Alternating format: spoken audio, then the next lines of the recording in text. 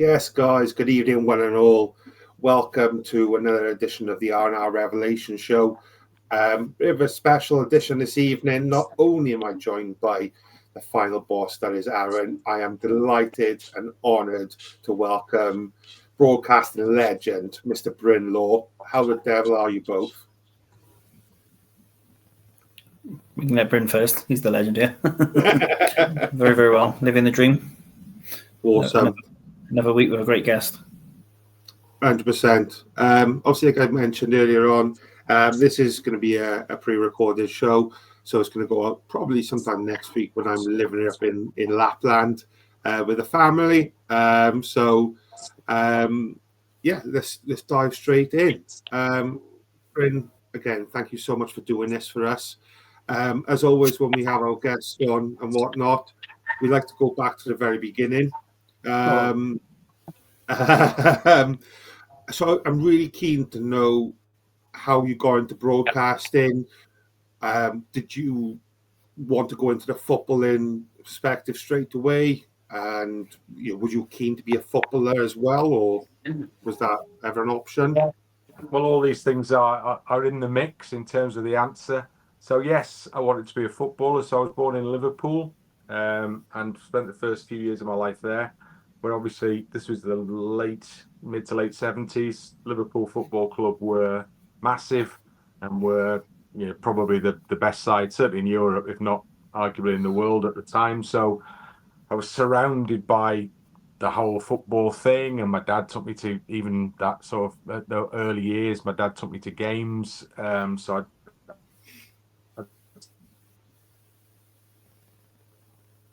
the match because we played even in sort of the early years, like late infants, early primary. We were playing team games there. So I was playing for the school team, but there was a realization relatively early on that I probably wasn't a great footballer. Around about the same time as I'd found something else that might be an alternative to not being a very good footballer, even though I wanted to be a footballer. And that was that I liked listening to football radio commentaries. So that the scenario was that these Liverpool games, when they were playing in Europe and stuff, I would be sent to bed because it was a school night, midweek game, and I had a little radio, and I would have that under the bed covers with the lights off, and I'd be listening to Radio 2 as it was in those days. I'd be listening to the kind of crackly match commentaries from the exotic locations around Europe, and there was a commentary team, Peter Jones, Welshman, brilliant broadcaster, and a Liverpoolian guy called Alan Parry, and they were like the combination that I most enjoyed. And then there was a guy called Clyde Tilsley who was commentating on Radio City, the local commercial station as well. So I was spoilt in terms of the quality of the commentary I was listening to. And that just made me think, oh man, this is what I would like to do. So I was very, very young. I mean, I was 7 or 8 when I thought, wow, this is what I want to do. I mean, not consciously at that point, but if you'd asked me at that stage, what do you want to be when you get older? Where in days in Europe, people were saying train driver or astronaut or whatever, I would be now saying that. I'd say football commentator. So a bit later on, I began to kind of construct a path that would take me. I began to ask people what I needed to do to become a football commentator. So I created a pathway through school, and I was doing things at school and secondary school. I'd moved to North Wales by now. I was in Wrexham, and I was creating this pathway with doing things at school and out of school as well that would help me on my way. And then I picked A levels that I thought would help me, Welsh, English and history. And then I did a degree course that I thought would help me because it was in English and drama. I thought those two elements were important. And so, and then having finished at university, I did a postgrad diploma course in broadcast journalism. There were no kind of journalism degree undergraduate courses in those days. And there were no sports journalism courses. Now, obviously, there are lots of.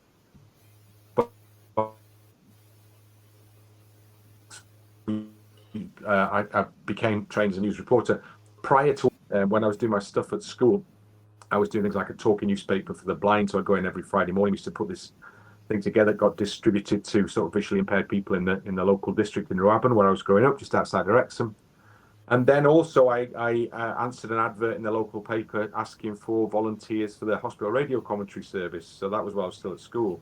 So I went along, spoke, and I got the gig effectively. So I started doing commentaries at school.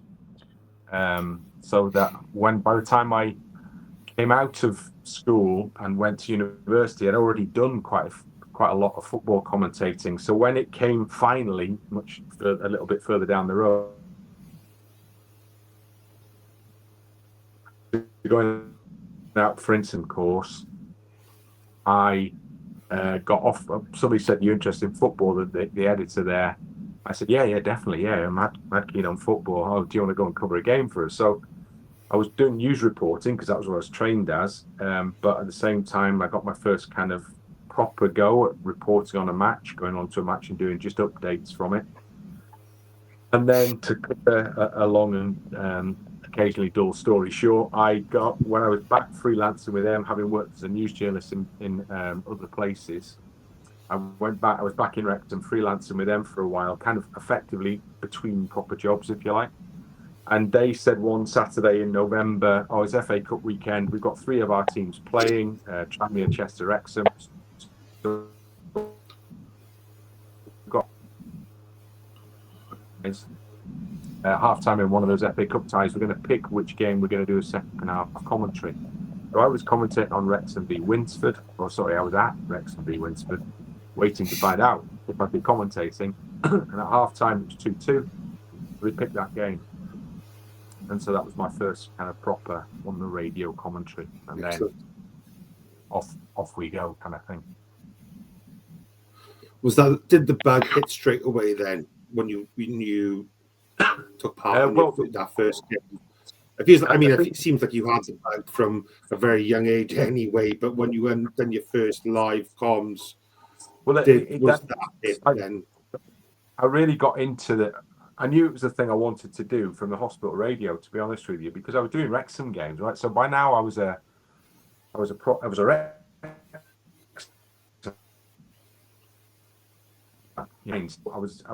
going to Wrexham games as a fan anyway, and now I was commentating on these Wrexham matches for the hospital radio service, which was there were so many stories I could tell you about doing that. It was a mad experience, like doing it one game where the old guy who was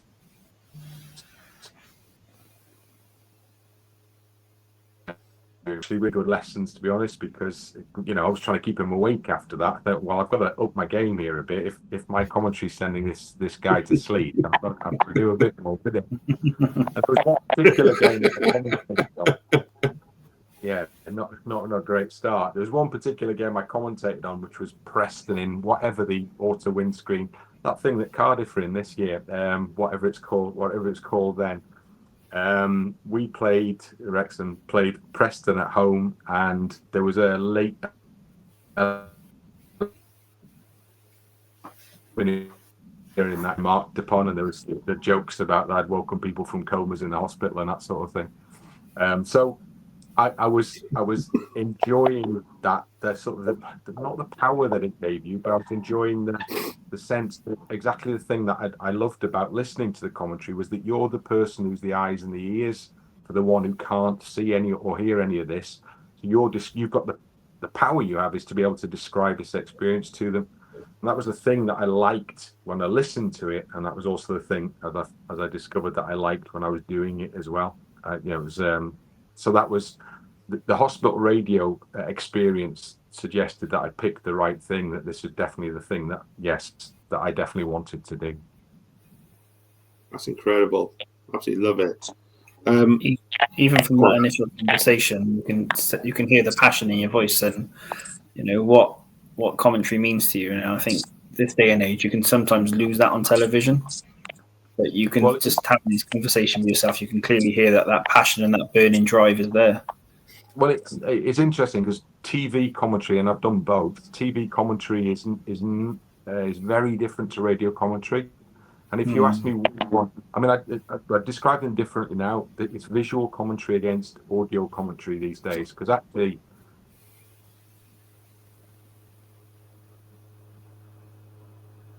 always see the stuff that I'm talking about, and on other occasions I don't want to hear it.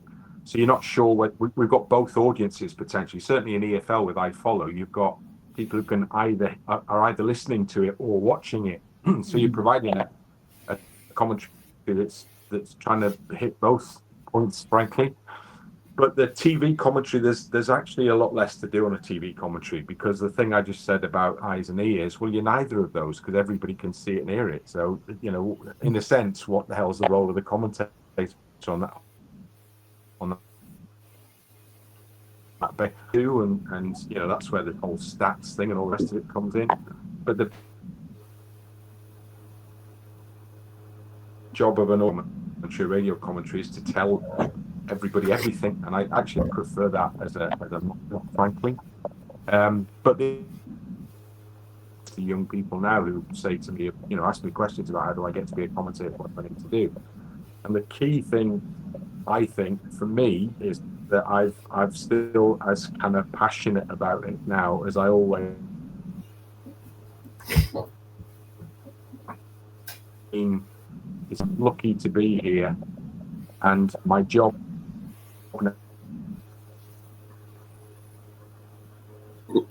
because anything can happen, and so my job is to make it. So you need to have the passion.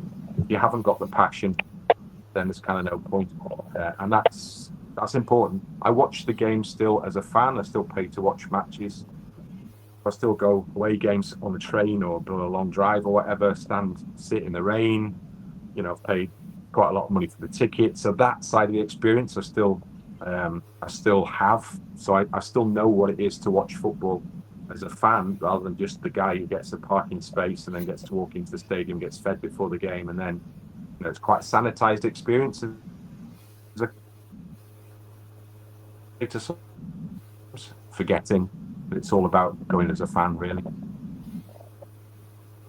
Amazing. So if you could share with us then, how did Sky Sports come about? So I was in an air crash, and in the aftermath of the plane coming down, Leeds United plane, which I was on after a game, I got quite a lot of national media exposure in the aftermath of that. So immediately I broke the news of this Leeds United plane crash, because we were just getting taken away from the crash site, and I got on the phone and rang 5 Live, and they put me straight on the air. So revealed the fact that we'd just been in, the Leeds United players had just been in the crash. So that was quite a big deal. And then I did some stuff like the national media through that experience, and somebody at Sky saw it, and they were looking at the time, happy coincidences. They were setting up a new channel, something called Sky Sports News, and they were also looking for regional correspondents. They wanted bases, and so I was living in Leeds. So a friend of mine had mentioned my name to them already, and then they got in touch and said, "Do you want to come down for a chat?" And that's how I ended up at Sky Sports initially. How was your time there? Obviously, you spent a long part of your career there. Was it 20 plus years? Yeah. Well, it was. Curate said good in parts. I mean, I say this and it sounds really kind of bad, because I had a job that I've always had a job that people would actually probably genuinely give an arm for. I understand that they really would sacrifice a limb to be able to sort of get paid to go and watch football, which is what I've done most of my working life. But I went to Sky. I was a commentator at the BBC in Leeds by this point, so I was doing all the Leeds United games for BBC Radio Leeds. I was also doing presenting sports shows and producing sports shows. I'd started working on regional TV by then as well. So I had quite a nice sort of portfolio of different experiences that I was involved with at the BBC. But I'd done 6 or 7 years of commentary by then, and I had this kind of hankering to take on the TV challenge. I really used to like a show called Sky Sports Centre that used to be on a Friday evening from 6 till 7, an hour-long show. Yeah. And they used to, one of the guy who mentioned me to Sky was a reporter on that, a guy called Rob McCaffrey, and he used to make these really crafted that put together, and they were like, it was football but from an angle. So you go somewhere and do something with a player away from a training ground, and I kind of like that concept of trying to do something a bit more creative and imaginative around straight up and down sports reporting, football reporting primarily. So I love that.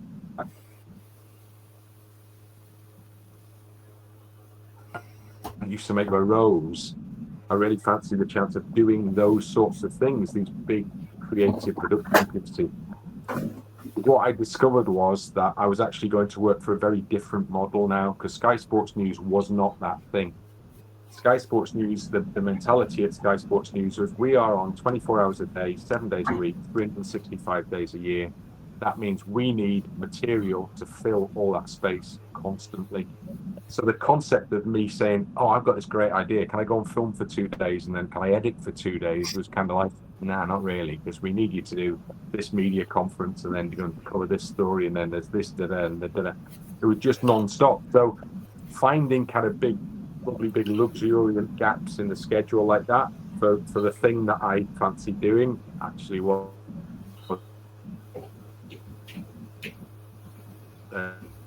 never really got into this day in, day out experience.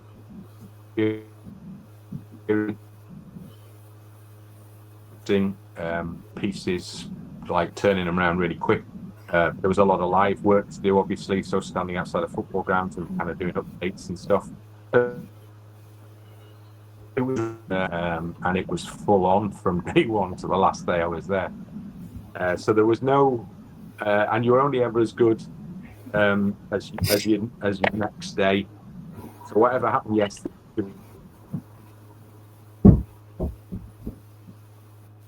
how brilliant you were. Yes, it was. You had to just be on it all the time. So there was a lot of work to do. Did some brilliant.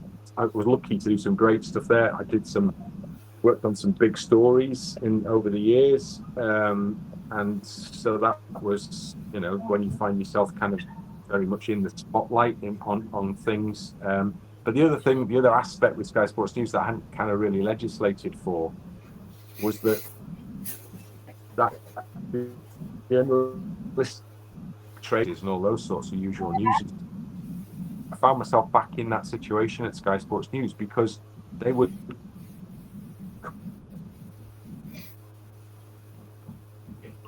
in the midst of working at Sky Sports News, I did court reporting. I covered the murder of 2 Leeds United fans in Istanbul. There was all sorts of sort of the financial collapse at Leeds United when I was talking every day about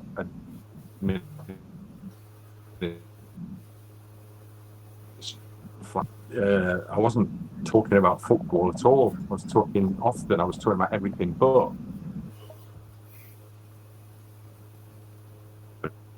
around sport kind of thing. And the one thing that I wasn't actually getting to do, at least in the early years, was to actually go and watch any football. That ultimately, that was the only thing I really wanted to do. So I had to engineer ways to ensure that I got to go watch some football. So I volunteered my services as a commentator. I went there to try and be a commentator. That was what I was thinking. That was my, that wouldn't bother the top people there. So at that stage, doing this for a few years. And then I was doing all sorts of mad stuff. I did beach football. I did some Sunday League tournament thing that was played at Stamford Bridge, which was like pub teams basically. I did the Victory Shield. I did the Wales under 21s, a couple of them. So I would commentate on anything. I did some Premier League games. They weren't the live games. Still, I was getting a good selection of commentary matches to do for them. And then as time went on, and I couldn't fully commit to the commentary thing because I was also still working Sky Sports News, the games actually began to dry up. And so I came back off commentary. But luckily, Soccer Saturday saved the day. Because my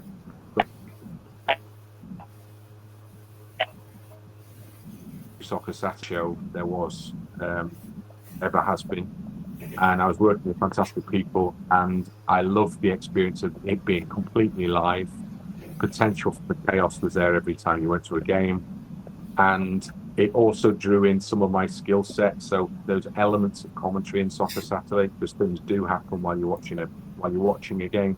So you're not just reporting on. Sometimes you have to react to stuff instantly as well. So it had that kind of that air of the unpredictable about it, which I've always really enjoyed. So Soccer Saturday was kind of the thing that I most enjoyed doing. One thing I'd love to talk to you about is transfer deadline day. Right.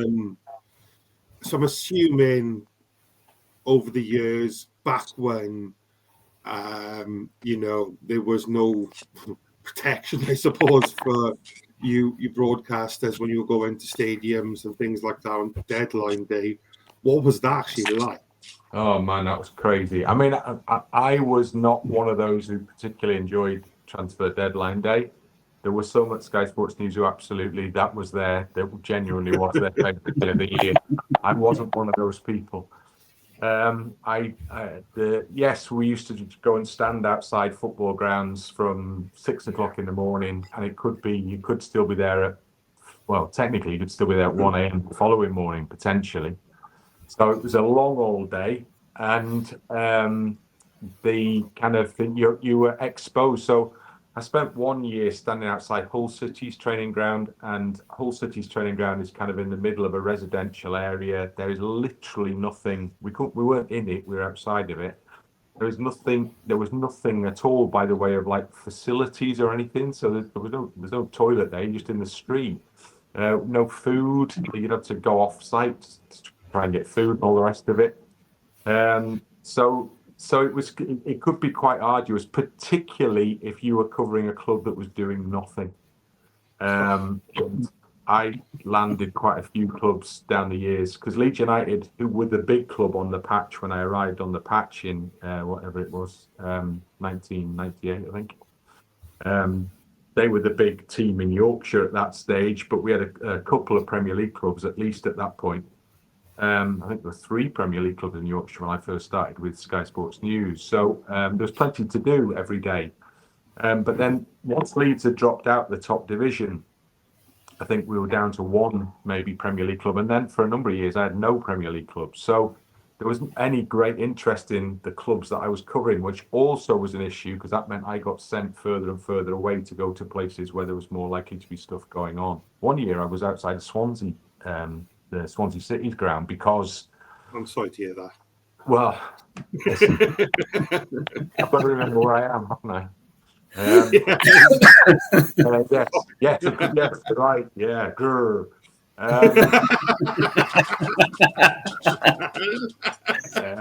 And so I was kind of knocking around in the car park there for the whole day because I was covering Wales at the time. So I got diverted off the Wales because it was that last week in August, first week in September was an international week. So I was diverted off a day of international stuff to go and stand outside the Swansea's ground. So you could end up all over the place. You knew it's kind of you were in for a long day, but the bit that's fine because it's it beats stacking shells or whatever for a living or going down the mines. So that was okay. I could tolerate all that. The bit that I genuinely found difficult was that there was an expectation that you had stuff to talk about constantly, and you would actually get in trouble if you said there's nothing happening here. If you issued those dread words when they came to you in a live and you said there's nothing happening here, you get a call after to say you can't say that. So there was a real pressure to say something. If you haven't to say anything, you have to say something. So I ended up 1 year. It was that whole year, and I was outside the training ground, and there was nothing very much going on. Hull were Premier League. And there was it used to attract some kind of fairly strange individuals transfer deadline. And so they would be drawn because they'd see the live light. You knew wherever we were standing, at some point we were going live, and usually just standing in the street, frankly. So that concept really drew people. When you saw it as the years went by, it got harder and harder to control, so they had to stop doing it. But this particular year at Hull, I had nothing. There was nothing happening, nothing going on. And you'd make a few occasional calls to the club, and they say, no, nothing doing. So it was, then Sky said, well, you know, got to say something. And I was listening. There was a young guy who stood outside all day that we were there. This young guy stood outside. He was on the phone a lot. And I overheard him speaking to somebody, saying something about, I think the player was called Finn Bugasson. And he was saying something about, well, Hull are after a striker. And a car had driven past, and every time a car drives past, everyone kind of looks, trying to see. There isn't anybody you recognise. So this car had driven past, and it was a flash car. So, oh, here we go. So he'd spotted somebody in the car, and this kid, he was about 14 or 15. This kid said, I heard him say to his pal on the phone, I think that was Finn Bugasson's agent. Now, how on earth he would know what Finn Bugasson's agent looked like, I don't know. But I was so desperate for something to say that I thought, right, okay, I can use this. So we did a little update on the basis that Hull were looking for a striker. So it was likely that they were being linked with Finn Bugasson, and and his agent could have been in touch with the club or whatever. And it was absolute bollocks. I mean, there was nothing behind it at all, other than that I'd overheard this young lad, obviously very keen, and he knew his players and stuff, but he knew more than I did. He should have. So, in the aftermath of actually committing that to tape, as it were, I thought, what on earth am I going on here? You know, you've got to be able to say there's actually nothing going on, because. Or just don't take the update. I mean, they always wanted to give. I get it. They wanted the sense that we've got reporters all over the place, and it's up to the minute news and da da da da. So there was a real pressure on everybody to say stuff, right? And that wasn't always necessarily incredibly healthy in terms of the stuff that was said. And at the end of that day, as ironically, and we didn't have a satellite truck at any point. That was how much they valued the whole update. So we couldn't actually do stuff live. We were recording it and then sending it back. But at the end of that day, something did happen, because a player arrived just at the point where you're thinking, do you know what? The good news is I'm going to be in the car driving home soon. And then the car drove into the car park, and said, oh no, there is a player in that, and I recognise him. And they took him in, and we could see him inside the training ground. We could see him because they've got the lights on upstairs, and we could see the player. And we knew that he was a potential transfer signing. And this was like 11 o'clock, and so the deadline was midnight or whatever. And then it was 11:30, and we could still see him there. And we couldn't leave until we knew for sure that this thing wasn't happening. But at the same time, we hadn't said at that point that he was there, and the club had asked us not to take pictures, because technically we could see him inside the training ground. We were outside the training ground. And then in the end, they'd driven him in, actually hidden in the back of a car. So actually, we hadn't seen him going in, but we'd seen him inside the training ground. And then at the end of it all, it didn't happen. So there was all this wait, and then they didn't get the deal never went through. And he was then, the next time we saw him, was in the car driving home again, as still a player of the club that he'd been a player with previously. And that was. And none of that ever saw the light of day. And that was the sum total of that particular day's efforts, those two things I've just described. So I was never hugely invested. The best transfer deadline day I ever cooked up was when I had a pal who was an agent, and he had an office quite near where I live. And I said to Sky, wouldn't it be good if I don't think I had a Premier League team at the time.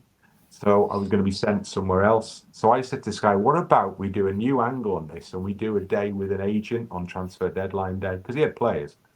And they said, yeah, okay. So I said, I've got a guy who's going to give us access to his office on transfer deadline day. So this pal of mine let me drive 5 minutes down the road. On the day we did it, it snowed really heavily. It was the January window. And so I watched from his warm, cozy office as all the other Sky transfer deadline day reporters stood out in the snow, getting cold and wet. And we sat in an office, we had a nice lunch, and we did two or three hits with this guy. Nothing much happened while we were there. And that was my best ever transfer deadline day. I was warm and dry. Deadline day. And I've got a funny story with Sky Sports and transfer deadline day.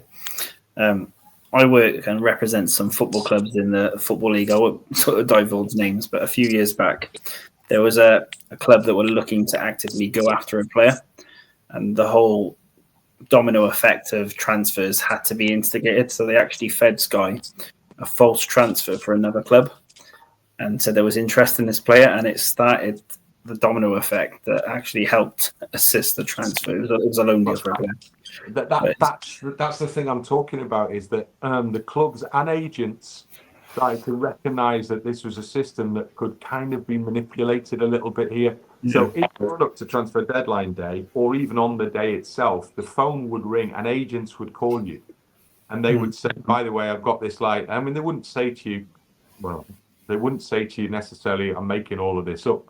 They would say, oh yeah, X is interested in, he'd be good for them, in the hope that you would, because you were under pressure to say stuff anyway, in the hope that you would share that, and that would do, as you just described, that would set the thing in motion that would result in the deal going through somewhere further down the line, kind of thing. So that a lot of that kind of briefing, if you like.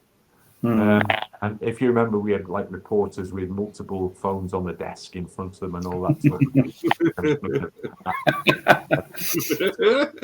and that all those burner phones, Bryn. Well, I had my one phone and nobody ever used to ring me on it. So I don't think I ever got sent a yellow tie. So I was not by any stretch of the imagination. Criminal, that is. Well, I wasn't really. On that basis, they would have identified me as being one of those who wasn't the main line in terms of who you were going to turn to on transfer deadline day. Because the other thing is that quite often you were talking about, I saw quite a lot of the pressure that clubs came under at that point. Well, I do a lot of work with coaches and stuff, coach education stuff. So it's quite interesting to see the flip side with this. You see the pressure that transfer deadline day applies to people in football clubs. I think it was really well. It was shown up in terms of that Sunderland Till I Die documentary, when the new owner guy on transfer deadline day, the evening is ticking on and they haven't done any business, and then he signed the lad from Wigan for what was an increasing amount of money. That the longer the conversation went on, the more he seemed to be prepared to pay. And the sense was that he was buying a player. Well, my sense was certainly that he was buying a player because he felt he had to be seen to be doing something. And that huge kind of that money being thrown around all over the place, I never had the sense that was particularly good for the game. That in general, that this, it's a bit like Black Friday, isn't it? You're creating almost, it's an artificial market that you're creating, and the pressure falls on the people in charge to be seen to be active in it. Otherwise, well, that's it then. We no ambition. The owners don't care, and you might only be investing because you think you should be investing. There's not necessarily any great thought goes into those. Certainly, those 11th hour deals, the ones right at the end of it. So that I had that kind of slight unease about I still do as well, about the pressures that it exerts on people just to do something, spend some money, that kind of thing. Do you think the deadline day is outdated, the transfer window as such, or do you think it maybe needs a revamp? Maybe not get rid of it altogether, but maybe just adjust it somewhat. I understand why it's there.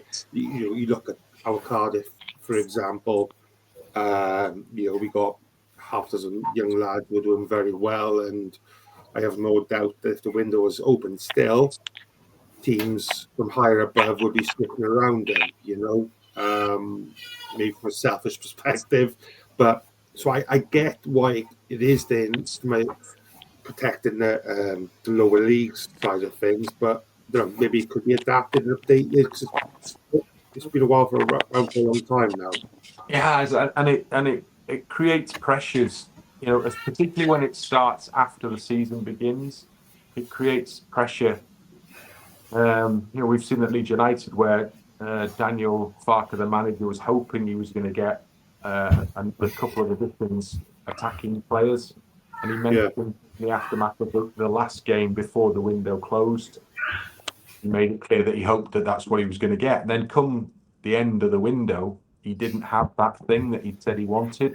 There's probably potential for contention there because he said this thing and it didn't happen. It didn't materialize. So, what's his relationship with the club now? If it lets him down, is he what's he going to say next? And so it really kind of, I don't know. I don't know what the alternative is. I'm not going to press in some place what you do differently, but I don't see it particularly working. It's the mad splurge that everybody now seems to feel that it's essential. And what happens is that rather than looking at what you've got and utilising that, I suppose you do utilise that once the window's finally closed, but then everyone's just waiting till the next one, aren't they? The rumours start like your guys at Cardiff. The rumours will be flying around already about the future of the young lads who've emerged this time around, and big clubs will be sniffing around. Big clubs like Wrexham might come in and sign a couple of players. I don't know, but they're just the things that we all get used to in the aftermath now of the transfer window as well. I do wonder what we all used to talk about before, like in August and stuff. Because we used to spend most of August talking about transfers, and where it gets really kind of repetitive, monotonous almost, is when you're doing a post match with a manager after those early games, friendly, but then first games of the season, and every interview involves the you act in terms of is he going? Are you signing here? Every interview becomes about getting the little transfer line out of this. So you almost ignore the thing that's just out of the game, and that it's more about making sure that you've got your little line that What's very interesting about transfer deadline day though is it's almost become like another day like Christmas or a bank holiday, isn't it? Everyone's sort of focused on it. I can tell you, when I'm in the office, the club stops and bits and pieces go on, and it's I don't get to see it as a fan now. But the Sky Sports News created that concept. And they did it brilliantly, by the way. Absolutely. I wasn't kind of a particularly willing participant, but what they did was create this concept around. So I'm guessing it was kind of based on the draft in the NFL or something like that as a model. But this idea that there's a day of recruitment, and obviously you have a month or whatever, 2 months leading up to it, but it's all eyes on what are we going to do today kind of thing. And so then the yellow ties that they introduced, and that all the stuff with Jim White arriving by helicopter or whatever it may be. So they built this into something really seemed very significant, and then others followed. So 5 Live started to do something similar, but obviously on the radio, and then every website in the world was doing something, has done something similar as well. So it just, I suppose it's great eyes on, particularly for the Premier League. Not so much for other clubs maybe elsewhere, but for the Premier League, it gave a real sense of it drew attention to the product, which is the Premier League, on this particular day, and they like the exposure that's something like that brings. A day like that brings. It's another big day of everybody watching, isn't it? Yeah, it's a cash cow, isn't it? This qualifier is, I suppose. It's a very, very good way to expose the channel and whatever it may be. And obviously, Sky Sports is renowned for its backing and whatnot, anyway. But you can see why other channels and stations and whatnot have cottoned onto it. Hell, even the channel you're on right now, I did a Patreon show. I think it was last year, last summer, and I went out and got myself a yellow tie, slicked back my hair and everything. And I done one with one of the other gentlemen who run the channel as well, Matthew Angel, and of course nothing happened because I was doing it on Cardiff. But like we obviously had a chat about other stuff and whatever. Like, but yeah, I went full on. I went for a Bryn.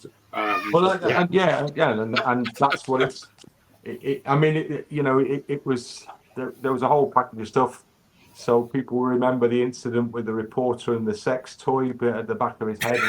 The level at which it became for a while. I mean, there was some pretty bad stories from people who were outside the grounds or rest of it, because it was a moth to the flame. You know, that big light. A lot of the time you'd be doing these reports in the dark at night, so particularly the January window.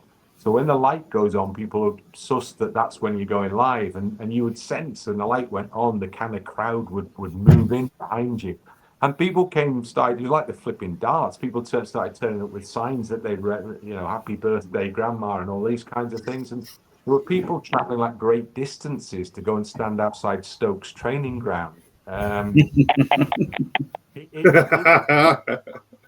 So it got to a point where that element of it, the crowd control aspect of it, got out of control. And the reporters, and particularly that it was always cameramen, the cameramen were feeling we were vulnerable because we were just outside. So then they moved everybody inside. So they got the agreement of the clubs to be able to use the area inside training grounds or inside a stadium.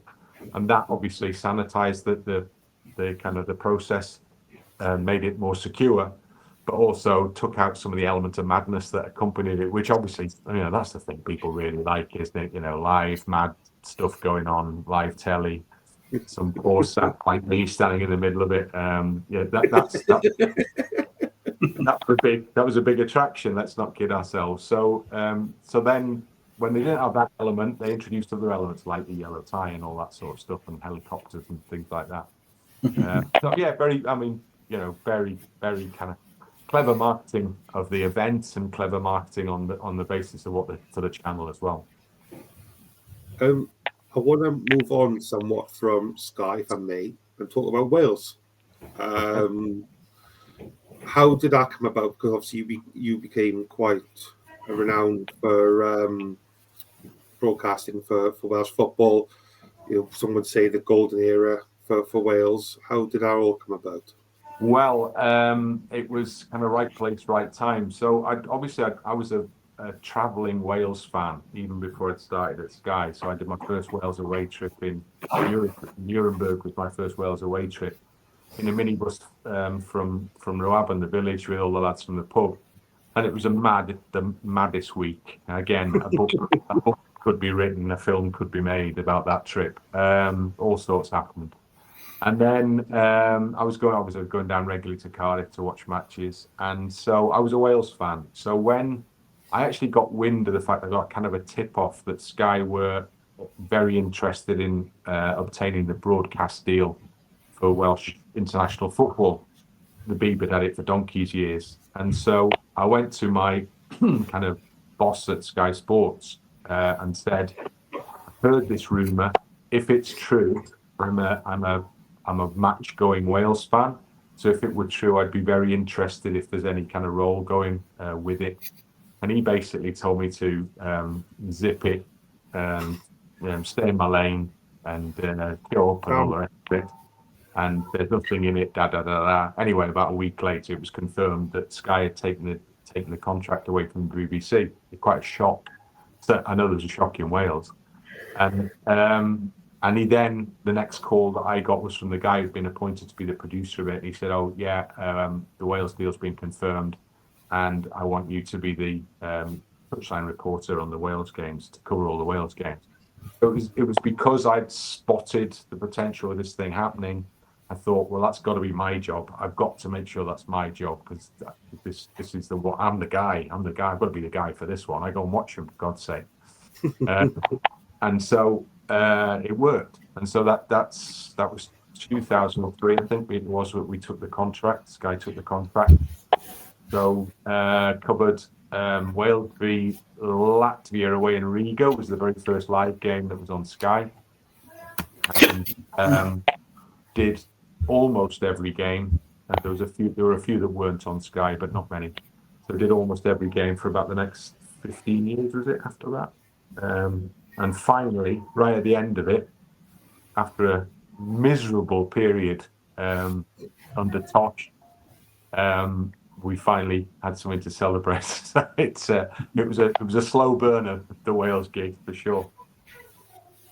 How good was that? How did you go away with them during the Euros then at the time? Oh, so the Euros I didn't, because I was on the pitch in Bosnia when Wales qualified for Euro 2016, which that's one of the best days' work I've ever had. And those moments on the pitch at the end of that game are amongst my favourite memories of all the stuff I've been lucky enough to do, just being down there on the pitch when it actually happened, with the players and the manager and all the rest of it, and the fans going mad in the rain.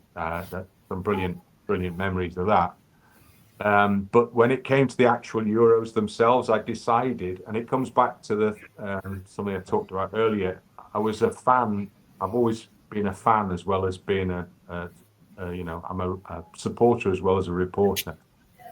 And so I wanted to go to the Euros to watch the games as a fan and not as a broadcast journalist.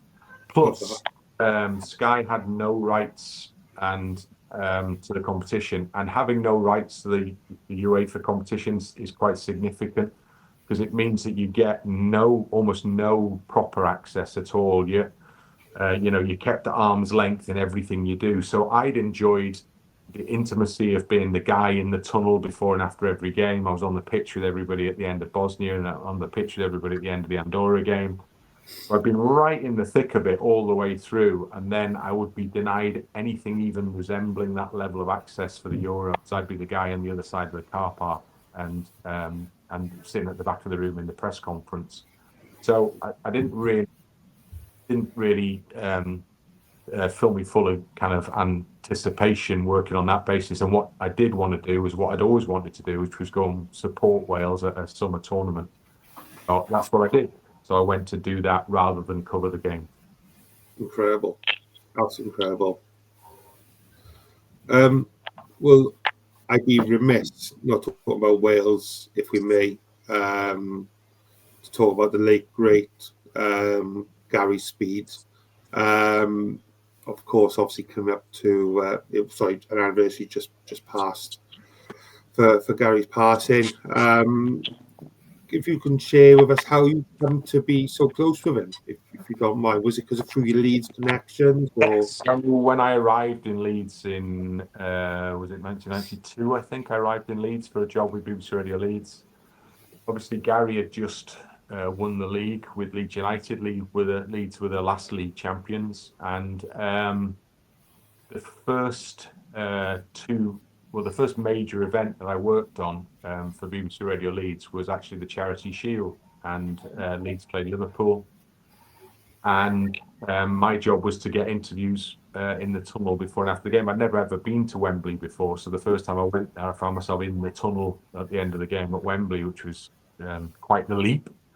And so Gary, obviously, I recognised of the Leeds team. I knew a lot. I kind of recognised a number of the players. But Gary was the one, because he was a Welsh international, and he was from North East Wales like I was, and he was the same age as me. I was always going to gravitate towards him. And what happened was that in those early stages of when I was actually working predominantly as a news reporter, and I was doing a few bits of sport in the meantime. And one of the things he used to do was send me down to Leeds United to get the preview interview in the week ahead of a game at the weekend. And I quickly discovered that if I stopped Gary and asked him if he'd do me an interview, he would always say yes. And that was like fundamental in terms of if you're a reporter, you need somebody to help you out here. That's what you thrive on, is when somebody kind of says yes when you ask them, can I do an interview?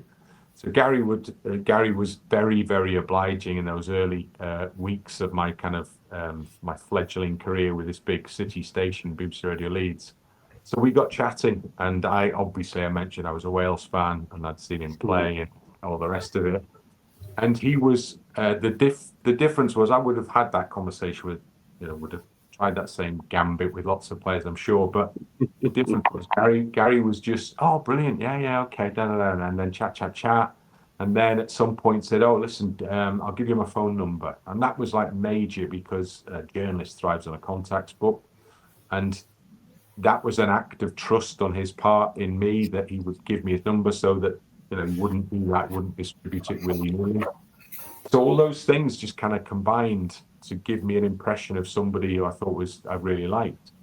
And the great thing, Gary's great skill, and I've heard even stories this week that underline this, his great skill was he was a brilliant people person.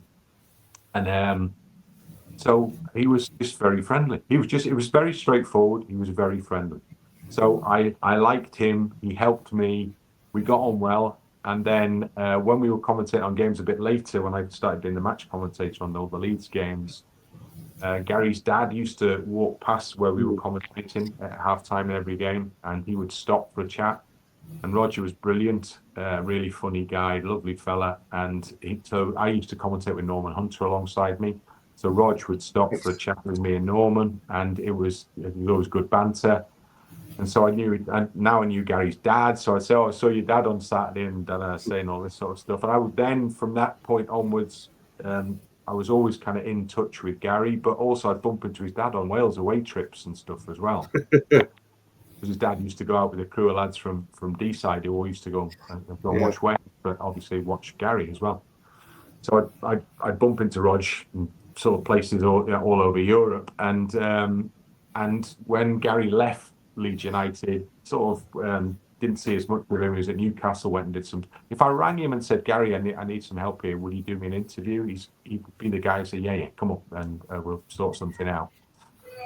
And then it picked up again because when I became the Wales reporter, obviously we were interacting now. I was at Sky now, and we were interacting again now. So I was interviewing him. He was the captain in one spell of that. So we always do a pre-match interview with the captain. I was talking to him there. We were back on doing that stuff. Then he retired, and then he was in the studio for Sky for all the Wales games. So now we were actually working together. But there was a game in Cardiff. We'd all stay in the Park Plaza, and we'd pile into town after the game, and we had some great nights out in Cardiff.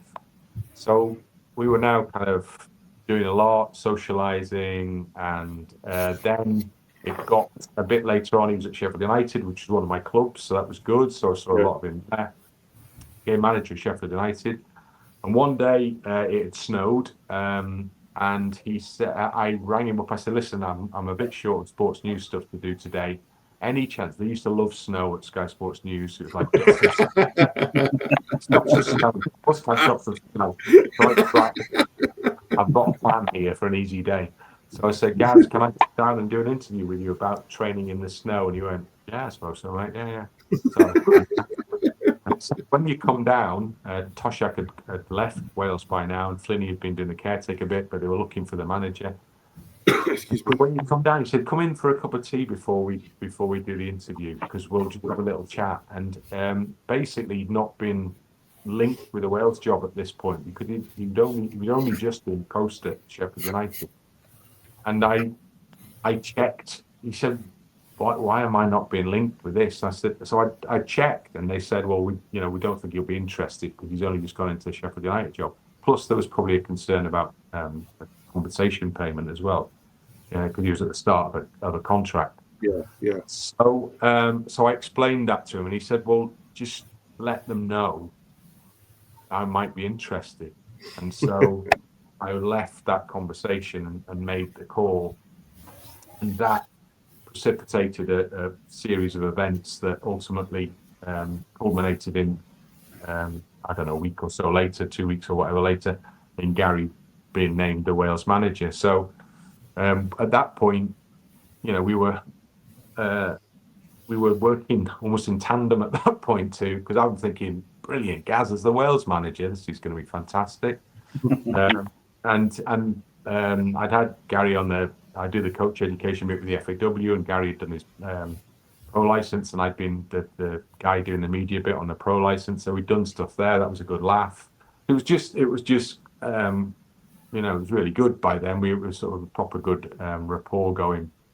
And the last time I spoke to Gary was the post-match interview after the Wales-Norway game at Cardiff, and 4-1. And Wales had played really well, and Bale was really starting to show that he was going to be something special. And at the end of that game, I think when I did the post-match interview with him, we both had the sense that we were heading in a good place here. And that post-match interview, a pal of mine has remarked at the time, said, I thought you were both going to start just laughing in the middle of it, because you both, the sense that there was a degree of giddiness in terms of what we were talking about, because of what we thought might be about to happen. And so, that was the last time that he and I spoke. So that was the shock of it all was kind of compounded by the sense that everything appeared to be in such a good place. He went to the World Cup draw, and we were texting each other, and he was when Wales came out of the pot. I think Serbia were in the group. I can't remember who else was in it, but we both agreed that it looked like a pretty decent group to be in, and that there might be a good chance of qualifying. So he was sitting in the room. I think the draw was in Brazil, wasn't it? So he had a sense of optimism about the fact that Wales were in a good place from the point of view of the draw. And then that was like weeks before he decided to do what he did. So that's why when people say they had no sense of it, and I'd had a text message from him the same day. And he'd been on Football Focus, and he'd done everything. All the signs had been kind of in the build-up had just been, good stuff, like normal stuff. And he looked at the Wales thing, and he thought Wales had shot up the rankings. I sent him a message at one point saying there's going to be a statue to you fairly soon, because the rankings leaked from 100 and whatever it was, like the lowest ever position, and suddenly top 30 or wherever they'd ended up. And you could just see that the momentum was really, really building there. So that's where the kind of the real shock lay, I think, in terms of there just genuinely there was no hint or clue, or there was nothing you could point to and say, there was that thing. It wasn't there. Not for those of us who were. There are people who were closer to Gary than me. Yeah, of course, I understand. In his circle, who would say, well, there was this and there was that. But yeah. I spent the day that the news came out, I spent that day talking to loads of Gary's mates. People were all ringing each other, and everybody was saying the same thing. No idea. I had no idea. How's this happened? I have no idea. So his ability to hide this was incredible, but as far as as I could ascertain, because it just didn't make any sense then, and it doesn't make any sense now, frankly, either. No. And one last thing I'd like to mention on that, and which is beautifully put, by the way, the broadcast you did afterwards, was you approached, if you don't mind me asking, obviously, was you approached to do it, or did you want to do that? Because I think, as someone as an avid Welsh fan, and I certainly didn't know Gary Speed on a personal level, but that one touched me massively, and I think I can still pretty much remember every single word you say in that broadcast you did, announcing it somewhat. So was you approached to do it, Bryn, or well, it's a little bit of both. So the day I took the kids out, and we were out doing stuff in Leeds, and I got the call, and the guy in the office said, "Can you check this story out?" I'd loads of missed calls on my phone. I kind of knew something. I had no idea what it was, but I knew something was up. Mid-morning on a Sunday, and so he just came straight out and said, "Oh, we've got a report that Gary Speed's dead. Can you check it out?" And it was like, "Oh, whoa, Jesus Christ!" Oh, and I had the kids in the car at the time, so they saw my reaction to this, and so it was kind of that blunt, frankly. And so I then had to try. Well, first of all, my reaction was, "No, the word I used was no, that's bollocks. That's got to be." Text message from him yesterday. No, that's rubbish. Anyway, I made calls, and then I got a confirmation call to say no, this was true, and I didn't know initially. I assumed it would be a car crash or a heart attack or something like that. But then to be told that he'd taken his own life was just that just. Again, completely incomprehensible. So from that point on, I got home and I just went upstairs and spent the day kind of sobbing and fielding phone calls from people who knew Gary, and we were all kind of in the same state, I think. But I was also fielding from Sky Sports News, who was saying, "Can you, will you be available to cover this tomorrow at Leeds United?" And my reaction initially, at least, was no, I don't think so, because I'm just not in the right place to do that. But they kept asking, and they were quite insistent that I should be doing it, and so my next thought was to think, well, actually, it isn't. The thing that occurred to me was, because I knew Gary's dad. I think I'd met Eddie and Tommy, his two sons, by then as well. I had, and so I knew sort of members of the family. So I'm thinking of this as Gary Speed, a guy I think I called a friend, but I know his dad's a friend, and I know the family, and I'm thinking the impact of this is on them. Whereas a lot of other people that in the aftermath were saying, "Oh, what a blow for football," or whatever. And I did have a concept in my head that was, we need to make sure that this is about that. It's about the family. Football, football's lost and all that sort of thing. But the real loss here, the tragedy here is to do with what Gary is leaving behind. And the people who loved him, and his sons and his wife and his mum and his dad and his sister. So I thought, well, I know that that's the situation. I've got that's in me, because I know that. So if I go and do this, I can make sure that point gets put across. So I did. I put my hand up to it in the end and said I would go and do it. So I was outside at Ellen Road at 5:30 the following morning, I think it was, and already the tributes and the flowers and the stuff and the shirts and the scarves were all appearing around the Bremner statue, and that's where we based ourselves pretty much for the day. And through the day, people kept coming, and it was really it was a really difficult day because there was the lack of complete incredulity about all of this. And people wanted to talk as well, so it was a very heavy day, and I think you probably see that. You see that. So by the clip that's done the rounds and actually does the rounds every anniversary, and that was the case. It was year 14. It was the 14th anniversary this year. Can't believe it's been that long already. Yeah, well, the clip surfaces on that day. And that at the end of that day, that was after 5 o'clock. It was about 5:30 or whatever that I was doing that update, and I'd been at it since 5:30 in the morning and hadn't slept very much at all. And so it just kind of by the end of the day, it was just overwhelming. And that's why you see what the impact of that by the end of the day, when it kind of get a realization of what I was talking about.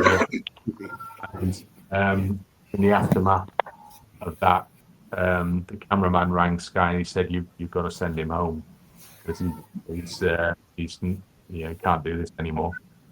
So they sent me home at that point, and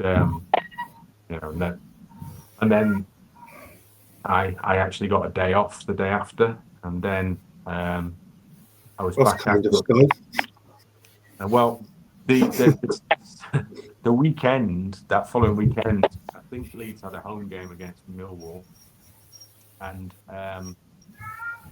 so they asked me to go back and stand outside the ground from 8 o'clock or whatever in the morning on the Saturday. It was an earlier kickoff, so it wasn't at 3 o'clock.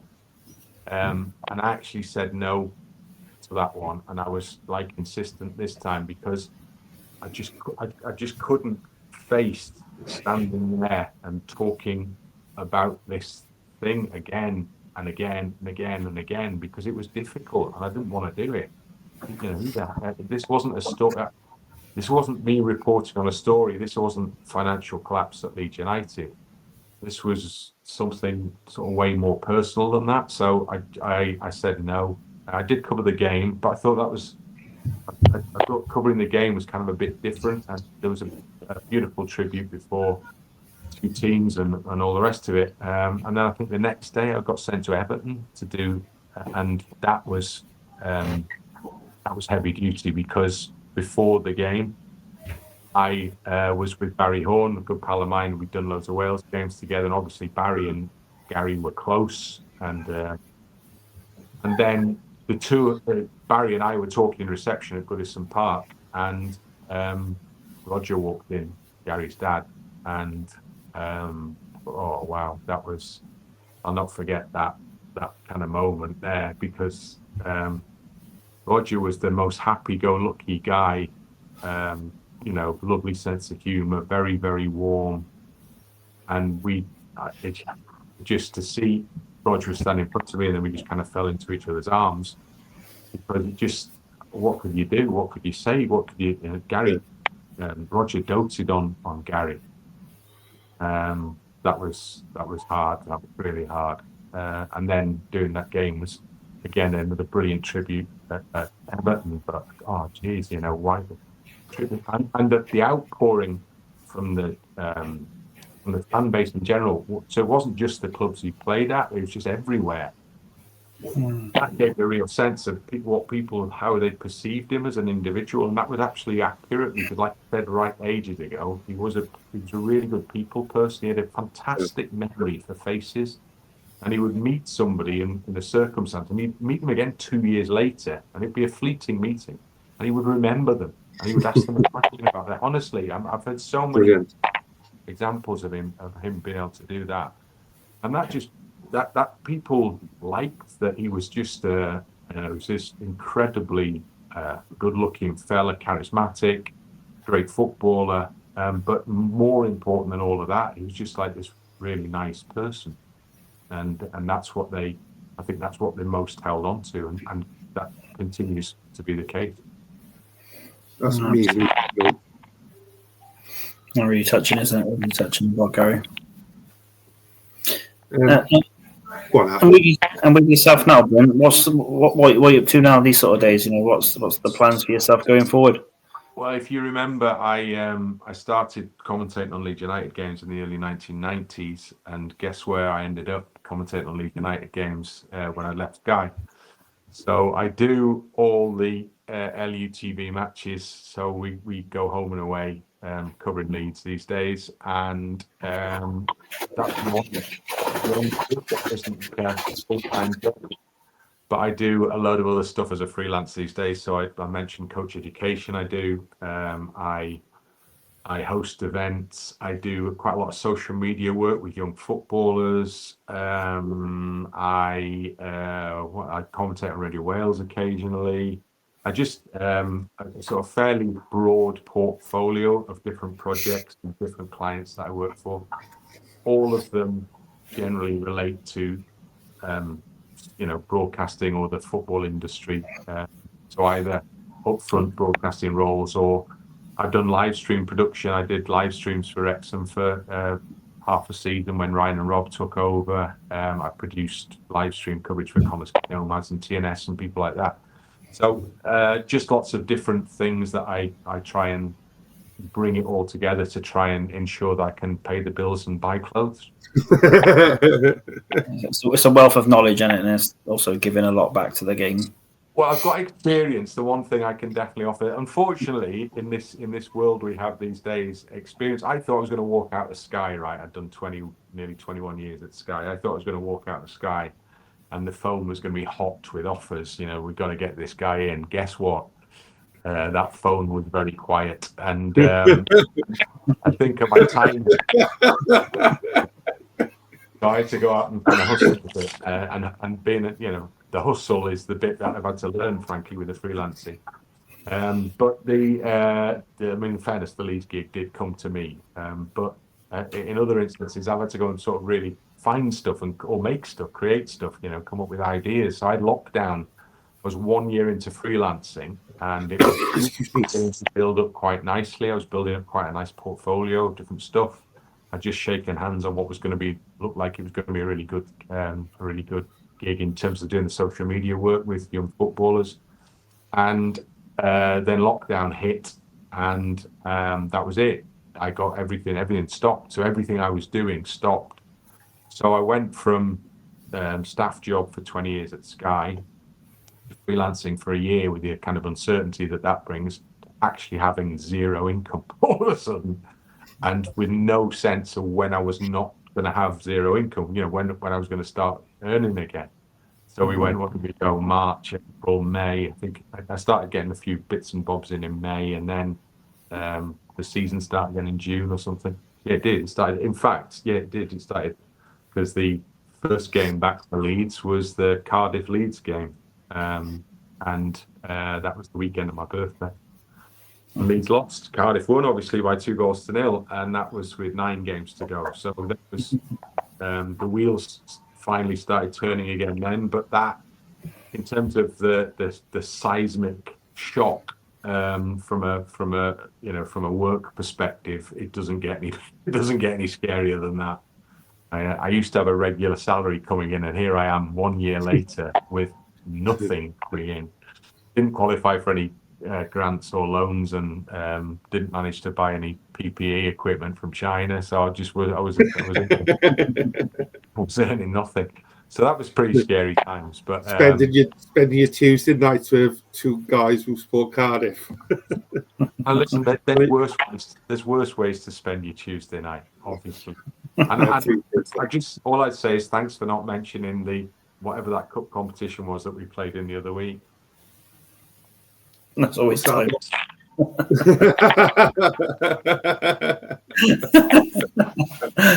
We just wanted to get out of that one as quickly as possible to concentrate on promotion to the Premier League. So that's what it's all about, isn't it?